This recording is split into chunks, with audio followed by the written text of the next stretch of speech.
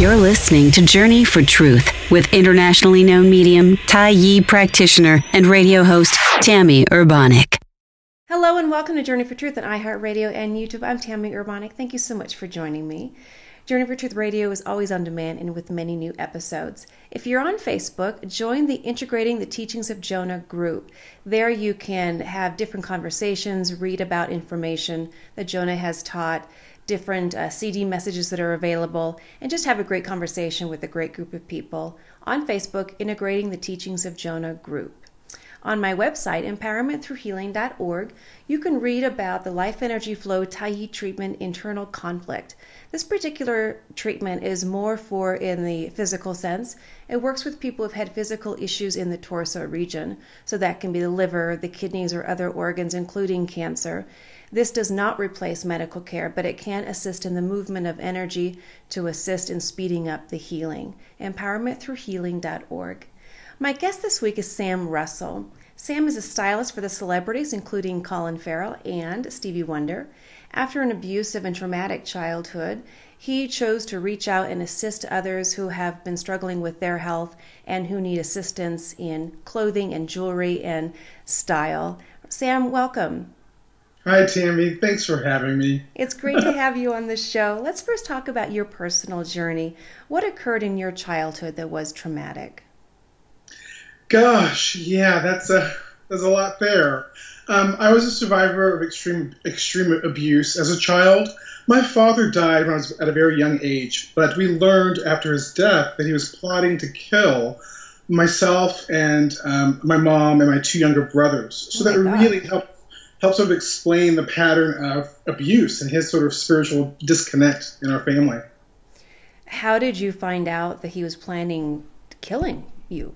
It was a series of things. He had bought land that he was, without my mom's knowledge, that he was planning on burying us at.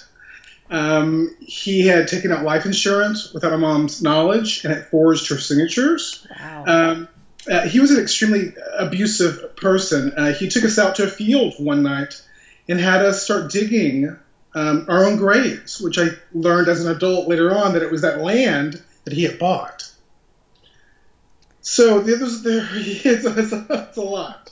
It's a lot to process, and it's been a journey, Tammy, because I've caught myself going through panic attacks over it, and then I just make sure I use this passion project of mine to fill that heart space, to fill that void, to fill that place where normally there would be depression. Absolutely. I cannot imagine that. I can't even say that I can fully understand what you must have been feeling when you found out that information. Now, prior to his death, I'm guessing that there was physical abuse, verbal, emotional? Yeah, extremely. I walked in on him throwing my mom across the room. She was so bruised and battered she couldn't go to work for several days. I had to intervene once as a child and take, that pitchfork out of the fireplace, whatever that's called. Right. And intervene in one of their fights because it was so violent. All these memories that I have as an adult, I really wish I don't have, but I do. Mm-hmm. So I've had to just sort of make peace with these memories and turn that pain into light, turn that darkness into something good. I think that is so wonderful because obviously, or seems to me obviously, that you could have taken a completely different path where you chose to abuse drugs and alcohol in order to numb those memories, those feelings. You could have chosen to abuse others in retaliation. You could have chosen so many other pathways, but you chose to get into fashion and to assist others who have been struggling with their health. I think that is just a beautiful, beautiful choice that you made. And it takes a lot of courage. Using fashion to heal others, using my contacts and resources to help others in my spare time when I can. That's my passion project. That's Giving Closet. Mm-hmm. But I did wake up in my 30s in an abusive relationship. So it's been a journey in itself, putting the pieces together of the puzzle as to why I chose this abusive relationship for 3.5 years. Why was it so comfortable? Why was it so familiar? And I almost lost my life in it when he hit me one night leaving an event He was a major drinker, and I'm not. And so I stayed sober so I could drive and to keep my wits about us. And he hit me as I was driving down PCH late one night. And so I realized in that moment that I needed to better apply what I've learned in life so I didn't wake up in those situations again. Absolutely. I can, like I stated earlier, I cannot say that I understand or I've been in that position in any way, shape, or form. I have been in an abusive relationship at the age of 18 and 19, but nothing to the extent that you are describing. But it's still, abuse is abuse. And one can choose to remain a victim of that abuse or to transcend it, to move beyond it, and to really live spirituality, which it sounds like that's what you're choosing to do, to live in this essence of assisting others. And that is something to be very proud of, because like I stated earlier, that takes a lot of courage. It takes courage to step away from the pain and to step away from that comfort zone. And unfortunately, for many people, pain is a comfort zone. Yeah, and to this day, Tammy, I still battle with some of the flashbacks and the repressed memories, and I have to constantly remind myself about the light that I've created with Giving Closet. Absolutely. And the work I do in my spare time. So it's always a work in progress. Our spirituality is always a work in progress, and it's never too late to break a cycle of unhealthy relationships or abuse. It's never too late. Absolutely. I work with a lot of people who have been in a state of pain, and I say the same thing. It is a work in progress. It's not something you just snap your fingers and it's gone overnight. And even when you get to that place where you have transcended some pain, there's still a work in progress in really learning to love yourself, learning to accept yourself. Sure. I just don't think we can ever say, okay, I'm done. I've done it all. Everything's perfect. I think there's always progress and learning and knowledge to gain. So that's awesome. I love it. Now, when did you get into passion? Or excuse me, when did you get into fashion? With passion. The passion for fashion. I've always had a passion for fashion as a kid. I used, I don't know if you remember Style with Elsa Clinch on CNN. It used to come on really early over the weekends, and I'd get up at like 6 a.m., such a nerdy kid. And I was obsessed with these fashion shows. I was obsessed with this image of women who were empowered and all these different races of women. And it was such a fantasy land. And you could also incorporate that fantasy land into your real day and use that to land a job interview or to land a date or a second date. You can use fashion to empower your life. Mm-hmm. And so as a kid, I got that. I saw that, even though we grew up with a middle-class working family with not a lot of money, but I got that. And so I pursued modeling as a teenager, and I had an agent who turned to me in the late 90s and said, you have an eye for wardrobe naturally. You should be a wardrobe stylist. You should be designing stuff. You should be dressing people. And I said, And then the universe really just conspired after that, and the work just started falling on me. I left Texas to move to Los Angeles, and I lived in LA for 12 and a half years, working with a lot of big names. But more important than that was just waking up one day going, gosh, how did I get here? How am I so lucky? And what can I do to pay that forward? What can I do to give it more meaning? So this just isn't about my ego and my contacts. Here I am walking down Rodeo Drive, feeling really high and mighty about myself, but how can I use this to help someone who's never been to California, who doesn't have the contacts that I have? What can I do to help them? Mm-hmm. And that was really the birth of my passion project, Giving Closet. That is a wonderful story where you come to a point where you just simply want to give from your heart. And that's what I have always been taught is true assistance, when you're simply giving from your heart without an expectation in return, without an agenda attached. There's no ego attached, simply wanting to give and to serve other souls, other people, other beings. And that also takes courage to step away from an ego and to say, this is not about me. This is about someone else who really needs assistance. So you stated a moment ago that it was kind of like the universe conspired. And I like the way that you put that, because it sounds like you made a choice. I want to do fashion. I enjoy this. Mm-hmm. I feel passionate about this. And then what happens is you start sending that energy out there, and then you start receiving it in return. So whatever we're sending, it gets back. Tammy, there's magic in just exactly that, because I hadn't even put the words out there yet. I had someone who was training me behind the scenes. I was following her on photo shoots for no pay, and I was taking notes. And we were still in day 3 or day 4 of me following her, and I got a phone call from a friend who I hadn't spoken to in forever, and she had got hired as an art director for a company and needed a fashion stylist. And so just putting the simple thoughts out there, the preparation out there was really enough for the universe and the angels and the spirits to say, okay, we want to help. Exactly. And that applies to everyone's life in every genre, not just fashion. Exactly. And on the other side of that, when we're putting out judgment, negativity, and hate, we attract that back to us. And, some people call it the secret, but really it's just a state of energy. Like energy attracts like energy. You were putting it out there and you brought it back to you. Now you're using it for good, which probably is even making it explode even more. Well, I never started Giving Closet to become a TV show. I never started it to find a sponsor to make money at it. I did it because I knew how to use my time and resources to empower women. I did it for Sophia Bush as she was coming out in One Tree Hill. I did it for tons of other celebrities, and I said, there is a recipe to this.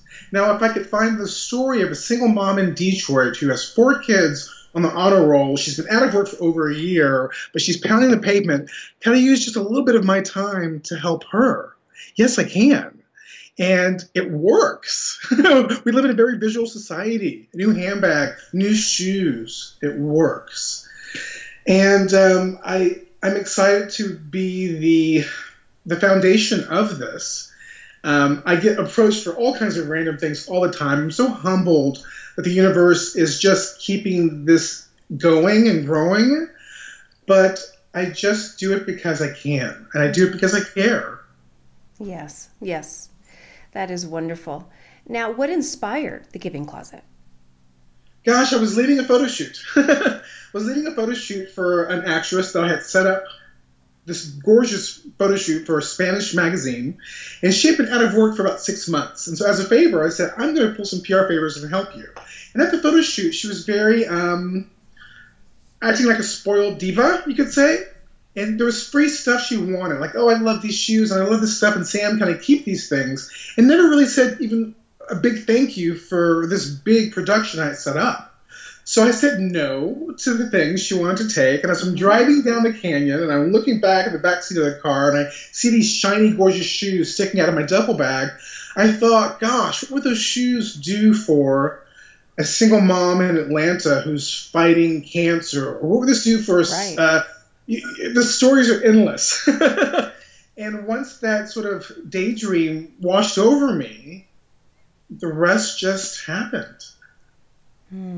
Really that simple. I had a daydream, and then I just reached for it, and then I just started making it happen. So I've worked with 14 women now since 2011. I've surprised 14 women, and that's about 3 to 4 a year. I do it in my spare time. I pulled together $10,000 worth of clothes, 50 outfits, which is amazing. 5 pairs of, designer handbags, 15 pairs of shoes, anything to give them a boost while they're going back out in the job market. And it's changed my life. Yeah, I read a couple of the stories, and they're beautiful. One woman had children. I think it was in Detroit. But she was surviving cancer, and she was still keeping her kids in line, making them go to school, having them keep their grades up, and she didn't have cancer. She had some stomach issues, but not exactly cancer. Oh, okay.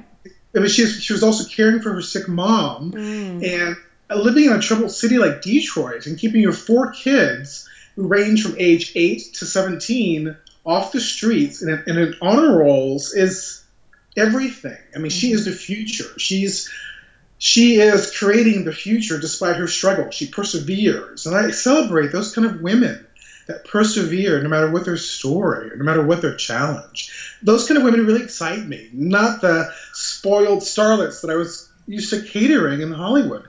They don't inspire me as much. They really don't anymore. There is a huge difference. There is a huge difference between those types of personalities. You have one who really wants to live, and they want to, well, survive first, any type of illness or situation, and then they want to learn how to live. And that's what you're helping them do, going beyond that survival mode to a living mode, which is huge. Yeah, you pass somebody the ball, they will run with it. Mm-hmm. If you say to someone, hey, you forgot about your confidence, let me remind you about that, they will do the rest. They will go find that job interview. They will go nail that job interview. They will go write a thank you letter for that job interview. They will do the rest. And I find these kind of women through nonprofits and social workers who get it, who understand that perseverance, that drive. It's America is already great. America is already great. Now, how does doing this help you heal old wounds, or does it? Yeah, no, tremendously. That space inside of me that should be depressed or melancholy or hurt, I don't have kids, so I don't have that joy to fill me up. I don't have pets because I travel so much. I needed something to fill that space. I was going to start a nonprofit, but I wasn't looking for an extra paycheck. So I just started this passion project to fill that place that should be heavy. The joy, the emails I get from these women 6 months later, 2 years later, and I see that they are doing tremendous things. And that gives me a sense of purpose. I see that, oh my gosh, that's why the universe has kept me around. That's why I'm here, to be a vessel for this. One thing that I have been taught by my teacher is that, generally speaking, when a person who grew up in a troubled childhood, perhaps an abusive, perhaps they were neglected, but a difficult childhood, one way to heal the anger and the resentment that comes out of that is to turn around and assist other adolescents who are in that same position. So it sounds like you're taking that, potentially that resentment, the anger, the frustration from your childhood, and you're transforming it into gratitude and through the heart of assisting others. It's odd how that has also transpired in other forms, because now that I'm so vocal about my issues and about helping other people who persevere, it has now caused my family to become very uncomfortable. My mom has become very uncomfortable with me talking about the past. She wants the past to stay there. I never mention her in interviews. I always talk about the bigger picture. I talk about the lessons learned. She doesn't like any of it addressed. So that is not going to silence me, because I know I can still reach somebody else who just needs to hear it, Tammy, that they're not alone. Yes, completely. Are there any success stories where you can look back, where you gave all of the product to and they just took off with it? Oh my God. Gosh, so many of them. It's been a really amazing ratio. I think out of the 14 women, 12 have been really big success stories. Oh, I love that. Starting with the very first one, Miriam Parker in San Diego. I found her through a nonprofit called Dress for Success. And Dress for Success had her at a really interesting stage because she had 2 kids. She had just left an abusive relationship. She was from Eastern Europe, very, very, very broken English. And she escaped this relationship, this abusive scenario, with her 2 kids in tow, staying in a shelter with no money, no driver's license. And through this nonprofit, they helped her get job training and get back out on her toes. And she went out and bought a condo. And I got her probably the first 6 months of her buying this condo. And she was starting a new business, an etiquette business. And so my wardrobe, surprise, my very first one, I didn't know how it was going to be received. And to see it 6 years later, 5.5 years later, her business is international. Wow. She's working every day to improve her English, but also, too, in giving back to kids or families that can never afford her etiquette business. She remembers them, too. And so has put aside a budget to be able to sponsor kids or families that could never afford what she does. So we all just keep paying it forward. She sends me flowers every Christmas. She sends me fruit baskets or flowers every Christmas, randomly. without me expecting it, just to show her gratitude. It's so exciting to consider her family. It's so exciting. Oh, that is absolutely beautiful. What advice could you offer to anyone who has been traumatized and they're at a point where they just feel like they cannot see their way out of their pain? Yeah, that pain can come back in so many different forms, starting with that inner voice that takes us in the wrong direction. My inner voice took me into many wrong directions and bad relationships and sex clubs and looking for love in all the wrong places. I'm not afraid to share that. But if you can start retweaking that inner dialogue, that voice that you have when you're all alone, you can change your world. You can change what you attract by just changing and altering the thoughts, the words that you use to lift you up, hold you down, to empower you, or to take you back into your old recordings. So work on that dialogue first. Work on this first, because then once you can unspool that, you can manifest anything.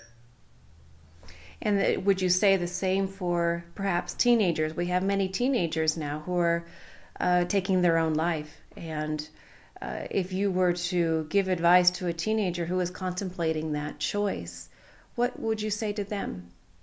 Yeah, I attempted suicide twice as a teenager. So I'm so glad that I was unsuccessful in those attempts, because there's so much of an exciting life that I had coming for me that I couldn't even imagine in those dark years of being 16 and 15 and 17 and just trying to just figure it all out. Figure it all out. And I say to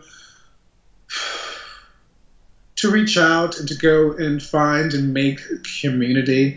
If you're a transgender child and you cannot find community, there is community out there for you. If you were abused at the age of 6 and at the age of 16, all the memories are coming back. Yeah, that's okay. Now go find support for that, because you can have a healthy adulthood. You can have the life of your dreams, but you have to stick around for that.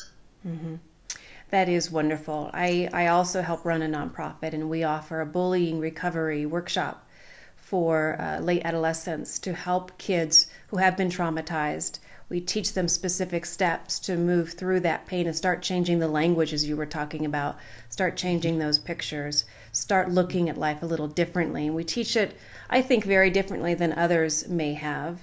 But it goes along the same lines that we need to help kids, we need to help people learn how to change that language and learn how to change how they perceive themselves in this world, and help some kids not take their own lives. Yeah, changing the music we listen to, changing your friends, changing your support system, going for more walks. Yes. If you're in an abusive scenario, find support and get away from that. Get away from that. Yes. And know what that looks like. Yes, wonderful. Thank you, Tammy. Thank you. Now, what do you want the listeners to know as we're finishing up this interview regarding the giving closet? Gosh, I think everybody should start their own quote-unquote giving closet. Everyone should start a passion project. I think that if you are an expert in your field, you should find someone and sponsor somebody else who has the same dream but doesn't know exactly how to get there yet. Yes. I think that enriches our neighborhoods. I think that enriches the human spirit. I think that keeps it all going. I think that's why we're here, to network and to help each other.